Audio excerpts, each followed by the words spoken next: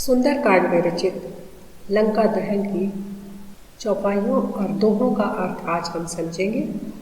उससे पहले हम देखेंगे कि यह लंका दहन क्यों हुआ, कब हुआ। तो वह इस प्रकार है कि सीता जी की खोज में जब हनुमान जी लंका गए और पता लगाकर अपने प्रभु की शक्ति और सामर्थ्य बताकर हनुमान जी की वापसी यात्रा पर उन्हें रावण के सैनिकों द्वारा गिरफ्तार कर लिया गया।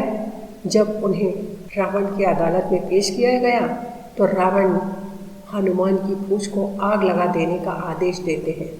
फिर हनुमान अपनी शक्ति दिखाकर सभी बाधाओं को तोड़ते हैं और उड़ जाते हैं। अपनी पूंछ पर लगी आग के साथ वे पूरे लंका शहर को जला देते हैं। तो हम देखते हैं कि यह हमारे जीवन में क्या महत्व रखता है और इसे पाठ्यक्रम में क्यों रखा गया है, क्योंकि इन दोहे और चौपाइयों से हमें यह सीख मिलती है कि एक स्वामी के प्रति इतनी श्रद्धा कि कठिन से कठिन काम भी अपने स्वामी के आशीर्वाद मिलने पर करने निकल पड़ना और दूसरा काम करके ही लौटना, इसका दृढ़ संकल्प उन्होंने लिया था। तो हम देखते हैं कि इनसे हमें मुख्य रूप से 4 बातों का ज्ञान मिलता है कि बल का सदुपयोग, कि हनुमान जी अति बलशाली थे लेकिन उन्होंने अपने बल का दुरुपयोग नहीं किया। दूसरा, बलशाली होकर भी संयमित होना, कि वे बलशाली थे, उन्हें अपनी ताकत का अंदाज़ा था लेकिन उन्हें अपने प्रभु का आदेश मिलने तक वे चुप ही रहे और आदेश मिलने पर ही उन्होंने अपने बल का प्रयोग किया और माता सीता की खोज की। और आगे हम देखते हैं कि सेवक बनकर ईश्वर का पद प्राप्त करना, कि वे अपने प्रभु के इतने महान, इतने सच्चे सेवक बने कि उन्हें ईश्वर का पद, भगवान का पद प्राप्त हुआ। और आज हनुमान जी भी भगवान राम की तरह ही पूजनीय है और ब्रह्मचर्य तो हनुमान जी का मुख्य सूत्र था। तो इस प्रकार हम देखते हैं कि लंका दहन के दोहे और चौपाई हमें किस तरह से ज्ञान प्राप्त कराने में समर्थ है। आगे हम देखेंगे इन चौपाइयों के और दोहों के अर्थ क्या हैं और उन्हें कैसे लिखना है। आप यहाँ पर देख रहे हैं कि सुंदरकांड लंका दहन में कवि परिचय दिया गया है।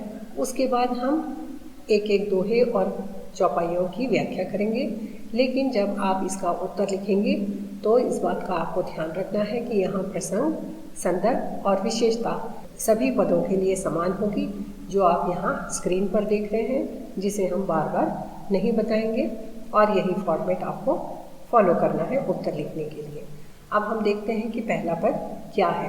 पहला पद है, कपि के ममता पूछ पर सबही कहूँ समझाई, तेल बोरी पट बांध पुनि पावक देहु लगाई, पूछहीन बानर तई जाहही, तब सठ निज नाथही लही आही, जिन्हीं के कीन्ही सी बहुत बराई, देखूँ मैं तिन्हें के प्रभुताई।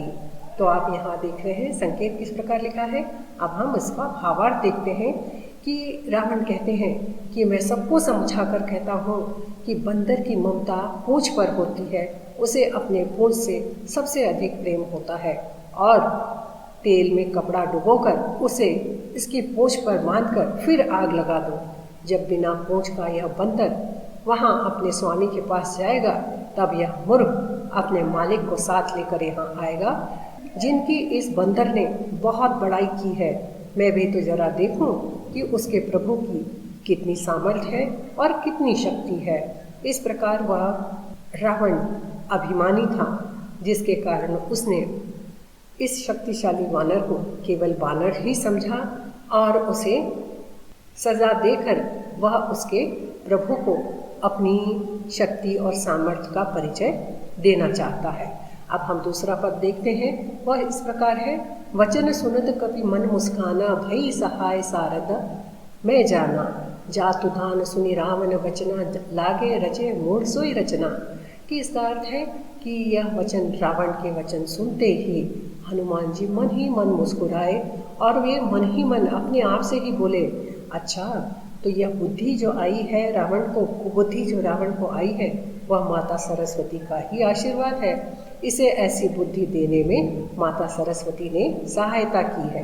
रावण के वचन सुनकर मूर्ख राक्षस वही पूंछ में आग लगाने की तैयारी करने लगते हैं। और जैसे ही रावण ने आदेश दिया वैसे ही उसके सैनिक, राक्षस सैनिक भी हनुमान जी की पूंछ में आग लगाने की तैयारी करने लगते हैं और सफलतापूर्वक आग भी लगा देते हैं। अब हम अगला पद देखते हैं। रहान नगर बसन भरत तेला, बाढ़ी पूछ कीन्ही कपि खेला, कौतुक कहाँ आए पुरवासी, मारही चरण करही बहु हासी। जब हनुमान जी ने भी देखा कि अच्छा अब ये घी तेल लेकर आ गए हैं और पूंछ में लपेटने का काम शुरू कर दिया है, तो हनुमान जी ने भी अपनी बुद्धि, अपनी ताकत, अपनी सामर्थ्य का उपयोग किया और उन्होंने अपनी पूंछ को इतना लंबा करते गए कि पूरे लंका नगर का घी, तेल और कपड़ा समाप्त हो गया। और यह सब हनुमान जी ने खेल किया, अपनी पूंछ लंबी बढ़ाते गए। और नगरवासी जितने थे लंका के, वे सब यह तमाशा देखने के लिए वहाँ पहुँच गए। वे हनुमान जी को पैर से ठोकरें मारते थे और उनकी हंसी उड़ाते थे। उन्हें वे केवल एक छोटा सा वानर ही समझ रहे थे। लेकिन हनुमान जी भी इस खेल को बहुत अच्छा मोड़ देते हैं। अब हम चौथा पद देखते हैं। बाजही ढोल देही सब तारी, नगर फेरी पुनि पूंछ पजारी, पावक जरत देखी हनुमंता, भयो परम लघु रूप तुरंता। कि अब ये तो वहाँ बहुत बड़ा उत्सव हो जाता है लंका शहर में, लंका नगर में। एक बंदर की पूंछ को जलाया जा रहा है जो उनके दुश्मन का दूत बनकर आया है, और अब उसकी पूंछ में आग लगाई जाएगी। वह पूंछ जो बंदर को सबसे प्यारी होती है, तो उसे कितना दुख होगा। तो हम देखते हैं लंका नगरी के लोग दूसरे को दुख पहुंचाकर सुख प्राप्त करना उनकी फितरत थी, उनका स्वभाव था, और उसका परिणाम वे देखते हैं। और वे हनुमान जी की पूंछ में आग लगाते हैं, ढोल बजाते हैं, सब तालियां बजाते हैं, हनुमान जी को नगर में फिराकर फिर पूंछ में आग लगा देते हैं और हनुमान जी को पूरे लंका नगर में घुमाते हैं, उनका तमाशा बनाते हैं और उनकी पूंछ में आग लगा देते हैं। अग्नि को जलते देखकर हनुमान जी ने तुरंत ही अपना बहुत छोटा रूप किया और वहाँ से निकल गए। इस प्रकार उन्होंने देखा कि किस प्रकार रावण ने उनके ऊपर जो संकट लाया वह संकट रावण का ही हो जाता है। और हम देखते हैं कि अब पांचवा पद इस प्रकार है कि हरि प्रेरित तिहि अवसर चले मरुत 49, अट्टाहास करि गर्जा, कपि बढ़ी लाग आकाश। इसका अर्थ है कि उस समय भगवान की प्रेरणा से 49 पवन चलने लगी, मतलब चारों दिशाओं से हवाएं चलने लगी। और जो आग है, जो हनुमान जी की पूंछ में आग लगाई थी, उसमें और भी तेजी आ जाती है और वह आग धू धू करके जलने लगती है और पूरी लंका नगरी जल उठती है। और यह देखकर हनुमान जी अट्टहास करते हैं, खूब जोर से हंसते हैं और जैसे बादल गरजते हैं वैसे बादलों की तरह गरज कर बढ़कर आकाश से जाने लगते हैं। और उनका काम हुआ और वे चले अपने प्रभु के पास, अपने काम को पूरा कर कर उन्हें वह संदेश पहुंचाने के लिए निकल पड़े। चलिए अब हम छठवां पद देखते हैं। देह विशाल परम हरवाई, मंदिर ते मंदिर चढ़े धाई, जरई नगर भा लोग बिहाला, झपट लपट बहु कोटि कराला। जिसका अर्थ है कि देह बड़ी विशाल परंतु बहुत ही हल्की अर्थात फुर्तीली है। कि जब इन्होंने लंका में आग लगा दी और दौड़ दौड़ कर एक महल से दूसरे महल जाते थे, तो ऐसा लगता था कि इनका शरीर कितना हल्का है, कितनी फुर्ती है इनके शरीर में, जबकि देह इतना बड़ा है, शरीर इतना बड़ा है। नगर जल रहा है और लोग बेहाल हो रहे हैं, परेशान हो रहे हैं। और आग की लपटों का तो पूछना ही क्या, एक साथ करोड़ों भयंकर लपटें झपट मार रही है। तो इस प्रकार इस पद का भावार्थ हुआ। अब हम अगला पद देखते हैं, सातवां पद कि तात मातुहा सुनी पुकारा, यही अवसर को हम ही उबारा, हम जो कहा यह कपि नहीं होई, वानर रूप धरी सुर कोई। अर्थात इस तरह का जब हनुमान जी ने अपनी पूंछ के द्वारा, जिस पूंछ में लंकावासियों ने आग लगाई थी, उस आग के द्वारा जब हनुमान जी ने लंका में तहस नहस और चारों तरफ आग लगा दी, तो वहाँ के लोग परेशान हो गए और वे कहने लगे, अरे बाप रे, हाय माँ, इस अवसर पर हमें कौन बचाएगा, वे अपने माँ बाप को, अपने पूर्वजों को याद करने लगे सहायता के लिए, इस संकट से बचाने के लिए जो संकट उन लोगों ने खुद ही पैदा किया था। और चारों ओर यही पुकार सुनाई पड़ रही थी, बचाने के लिए लोग गुहार कर रहे थे और वे कह रहे थे कि हमने तो पहले ही कहा था कि यह कोई साधारण बंदर नहीं है, यह बानर के रूप में या बंदर के रूप में या बंदर का रूप धरकर कोई देवता ही यहाँ पर आए हैं जो इस तरह की बातें कर रहे हैं और जिनका व्यवहार इस तरीके का है और जो इतने शक्तिशाली है। अब हम अगला पद देखते हैं।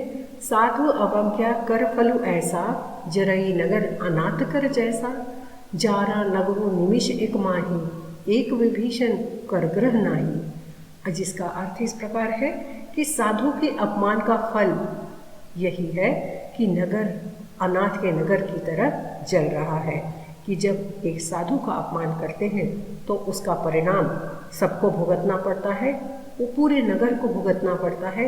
जैसे कि हम इस लंका नगरी को देख रहे हैं कि वह अनाथ के नगर की तरह, जिसका कोई संभालने वाला, बचाव करने वाला नहीं है, उसके समान यह नगर जल रहा है।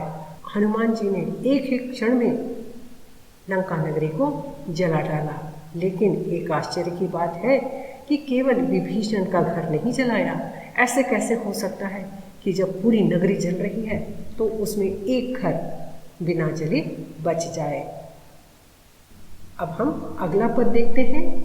ताकर दूत अनल जिहि सिरजा, जरा न सो तेहि कारण गिरजा, उलटी पलटी लंका सब जारी, कूदी परापुनी सिंधु मझारी। जिसका अर्थ इस प्रकार है, जब शिव जी ने आकाश मार्ग से हनुमान जी को इस तरह करते देखा, तब वे पार्वती जी से कहते हैं कि जिन्होंने अग्नि को बनाया है, हनुमान जी उन्हीं के दूत हैं।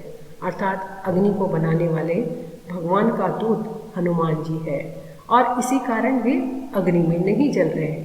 वे आग तो लगा रहे हैं, वे खुद आग में से इधर से उधर विचर रहे हैं, घूम रहे हैं, आ जा रहे हैं, लेकिन वे खुद नहीं जल रहे। क्यों?